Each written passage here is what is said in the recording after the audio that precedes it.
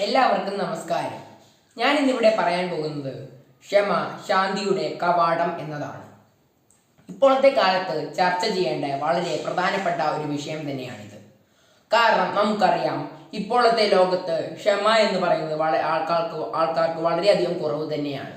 ഇപ്പോൾ ഒന്ന് പറഞ്ഞാൽ രണ്ടാമത്തേന് ആളെ കൊല്ലാനും ഉള്ള അവസ്ഥയിലാണ് നമ്മുടെ ഇപ്പോഴത്തെ സമൂഹമുള്ളത്. അത് മാറ്റേണ്ടത് അത്യാവശ്യം തന്നെയാണ്.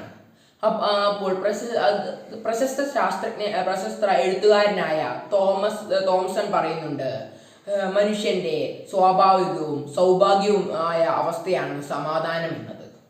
അത് വളരെയധികം സത്യം തന്നെയാണ്. നമുക്കറിയാം, ലോക സമാധാന ദിനമായി ആചരിക്കുന്നത് ജനുവരി 1-ാം തീയതി തന്നെയാണ്. അത് നമുക്ക് തരുന്ന ആശയം എന്നത്, അശാന്തിയുടെ കഴുകന്മാർ നമുക്ക് ചുറ്റും വട്ടമിട്ട് പറന്നാലും ശാന്തിയുടെ വെള്ളരിപ്രാവ് നമ്മുടെ അരികിൽ എത്തിച്ചേരുമെന്നത് തന്നെയാണ്.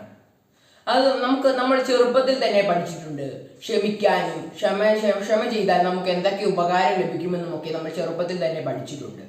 അത് പ്രശസ്തമായൊരു വചനമുണ്ടല്ലോ, ക്ഷമ കയ്പു നിറഞ്ഞതാണെങ്കിലും അതിൻ്റെ ഫലം എന്ന് പറയുന്നത് മധുരമുള്ളതാണ്. അതും സത്യം തന്നെയാണ്. ക്ഷമിക്കാൻ വളരെയധികം ബുദ്ധിമുട്ടാണ്. പക്ഷേ നമ്മളൊന്ന് ക്ഷമിക്കുമ്പോൾ നമുക്ക് വളരെയധികം ബുദ്ധിമുട്ടായിരിക്കും. നമ്മൾ ക്ഷമിച്ചു കഴിഞ്ഞാൽ നമുക്ക് അത് പിന്നെ ആലോചിക്കുമ്പോൾ നമുക്ക് വളരെയധികം സന്തോഷമായിരിക്കും. മറിച്ച് നമ്മൾ ക്ഷമിച്ചില്ല എങ്കിൽ നമുക്ക് അപ്പോൾ കിട്ടുന്ന ഒരു ദേഷ്യവും പിന്നീടുള്ള അസ്വസ്ഥതയും ഒക്കെ ആയിരിക്കും. അപ്പോൾ നമ്മൾ ക്ഷമിക്കാൻ തയ്യാറാവേണ്ടത് അത്യാവശ്യം തന്നെയാണ്. നമുക്ക് നല്ലവണ്ണം പഠിക്കാനും ജോലി ചെയ്യാനും ഭക്ഷണം കഴിക്കാനും ഉറങ്ങാനും ഒരു 5 മിനിറ്റ് ചിലവഴിക്കാനും നമ്മൾക്ക് സമാധാനം വേണം. നമ്മുടെ സമാധാനം നശിപ്പിക്കാൻ ഇപ്പോൾ ലോകത്ത് പല കാര്യങ്ങളുമുണ്ട്. അപ്പോൾ അതിൽ നിന്ന് നമ്മൾ വേറിട്ട് നിൽക്കണം. പക്ഷേങ്കിൽ അവരോട് നമ്മൾ വളരെയധികം ദേഷ്യം കാണിക്കുകയല്ല ചെയ്യേണ്ടത്. അവർ കാണിച്ചതിനെല്ലാം നമ്മൾ ക്ഷമിക്കാനും ഒക്കെ ക്ഷമിക്കുകയൊക്കെ ചെയ്യുകയാണെങ്കിൽ നമ്മുടെ സമാധാനം പോവാതെ നമുക്ക് സൂക്ഷിക്കാൻ കഴിയും. ഈ ക്ഷമയുടെ കാര്യത്തിൽ വലിയൊരു കഥ തന്നെയുണ്ട്.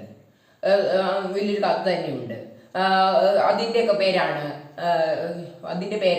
പേരാണ് തീപ്പൊരിയിൽ നിന്ന് തീയിലേക്ക് എന്നത്.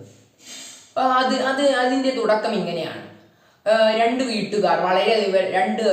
അടുത്തടുത്തുള്ള വീട്ടുകാർ വളരെയധികം സ്നേഹത്തിലായിരുന്നു.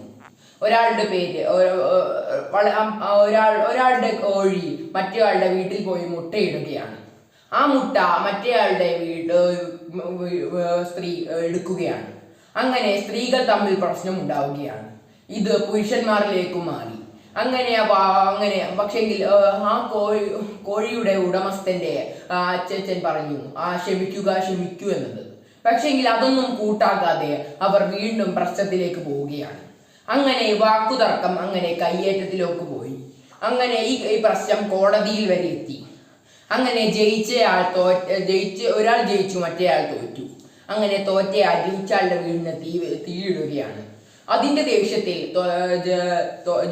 ജയിച്ചയാൾ തോറ്റയാളുടെ വീട്ടിലും തീയിടുകയാണ്.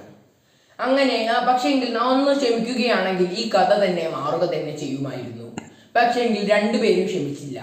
അത് തന്നെയാണ് ഇപ്പോഴത്തെ കാലത്തും നടക്കുന്നത്. ഒരു ചെറിയ കാര്യമാണെങ്കിലും ആരും അങ്ങോട്ടും ഇങ്ങോട്ടും ക്ഷമിക്കാതെ ആ ചെറിയൊരു തീപ്പൊരിയെ വലിയൊരു തീ തന്നെയാക്കി മാറ്റുകയാണ്. പക്ഷെ അത് മോശമായൊരു കാര്യം തന്നെയാണ്. ഇത് പറയുമ്പോൾ എൻ്റെ മനസ്സിൽ ആദ്യം ഓടി വന്ന വേറൊരു കഥയാണ് ശ്രീബുദ്ധൻ്റെത്.